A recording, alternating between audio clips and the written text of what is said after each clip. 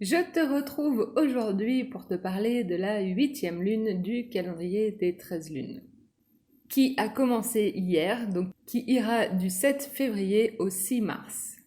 Alors que lors de la 7e lune, nous avons activé notre pouvoir de résonance par l'écoute des énergies dans le moment présent, afin de nous harmoniser avec l'énergie de l'univers. Cette 8e lune va nous poser la question: comment vivre ma vérité? Il y aura 2 portails galactiques, le 22 et le 24 février. Les mots-clés sont harmoniser, intégrité et modeler.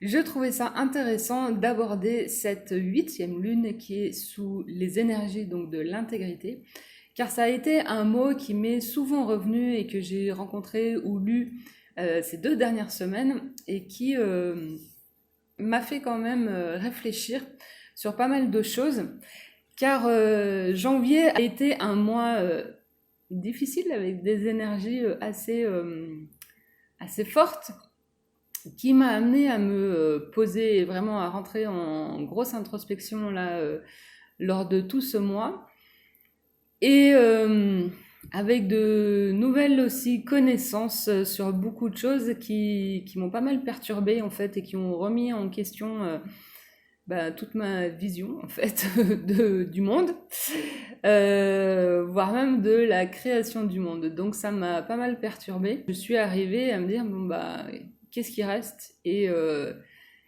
quoi faire, comment faire. Et justement, une des conclusions, c'est rester dans son intégrité. Alors, qu'est-ce que ça veut dire, justement? Et je me suis interrogée dessus pour en arriver à la conclusion que, à l'heure d'aujourd'hui, où justement tout est mouvant, tout va de plus en plus rapidement et qu'on a une masse d'informations à notre disposition, la seule chose qui reste de stable, plus ou moins, c'est en fait être en lien avec son cœur. Et en fait, l'intégrité est une chose et une vision personnelle, de percevoir aussi les choses.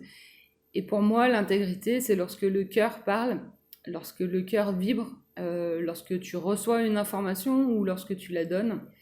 Et c'est être, en fait, ce que moi j'appelle dans son axe de son monde intérieur. C'est être en lien, bien enraciné dans la connaissance de soi-même pour pouvoir s'élever et éventuellement aussi parcourir d'autres dimensions, notamment par les techniques de conscience modifiée, mais aussi pour aller chercher l'inspiration, aussi être aligné afin de recevoir les informations qui nous sont destinées par l'énergie de vie et de trouver les meilleurs mots possibles pour en trouver la traduction afin de les transmettre.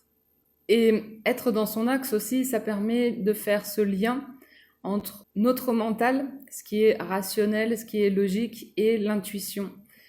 Et donc en revenir à ces inspirations en fait guidées qui touchent directement notre cœur sans passer par le mental et qui parlent et qui nous fait vibrer. Et c'est lorsque l'on est sur cette fréquence-là que on est dans son axe et qu'on est dans son intégrité, dans son cœur. C'est là où je pense que l'attention est une clé en fait pour diriger notre énergie et pour suivre notre GPS. Car dès que l'on perd son attention ou que l'on fait de moins en moins attention, c'est là où on risque de se perdre. L'attention aussi va être renforcée par l'intention qui va nous permettre de faire les bons choix lorsque l'on a cette direction avec l'attention. Donc être intègre, pour moi, cela signifie avoir fait ces expériences, en avoir tiré certaines conclusions sans pour autant s'y arrêter et les prédéterminer pour la suite, mais d'être au clair toujours sur nos attentes, sur ce que l'on veut et sur ce que l'on souhaite réaliser à partir du cœur. Cela va permettre de rester fidèle à sa vérité sans être influencé par les voies extérieures. Ce cheminement des dernières semaines m'a fait aussi prendre conscience que je vais arrêter en fait les vidéos concernant les ondes enchantées, car ces enseignements tiré des livres et des travaux de José Argüelles sur le Tzolk'in et le calendrier Maya, mais qui en fait ne sont pas totalement justes. Ça fait quand même 1 an que je suis sur ce calendrier. Il y avait un truc que je comprenais pas et je sais pas, que je ne sentais pas, même après avoir fait une formation, n'est-ce pas?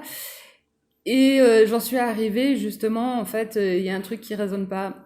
J'ai recoupé des informations et bon, bah, il a fait ses travaux, sauf qu'il a inventé son nouveau système. Donc c'est très intéressant, c'est aussi compliqué. Voilà, ça ne me correspond pas.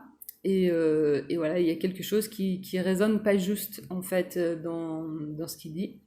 Et donc c'est pour ça que j'avais commencé aussi à faire ces vidéos pour essayer de mieux prendre en main, d'essayer de comprendre justement cette logique des choses. Bon, bah du coup, c'est pas pour moi, c'est pas sur cette voie-là. Donc j'essaye de retrouver des informations concernant le calendrier Maya originel, mais c'est pas gagné. Et il n'y a pas énormément d'informations disponibles au jour d'aujourd'hui. Donc on verra bien. Cependant, je pense que le calendrier des 13 lunes est intéressant et qu'il y a des choses voilà, à prendre, même s'il est aussi totalement créé. Mais en fait, comme tout calendrier inventé par l'humain, il n'y a rien de vrai fondamentalement. Mais il est intéressant, notamment dans ses énergies, et aussi, je sais pas, je suis en train de réfléchir à un truc, donc je verrai comment ça avance et je reviendrai peut-être vous en parler. Donc, reprenons le fil de cette vidéo pour continuer sur cette 8e lune dont l'animal totem est le faucon. Et le faucon, selon les cartes médecine de Jamie Sams, il est apparenté à Mercure, il est le messager des dieux.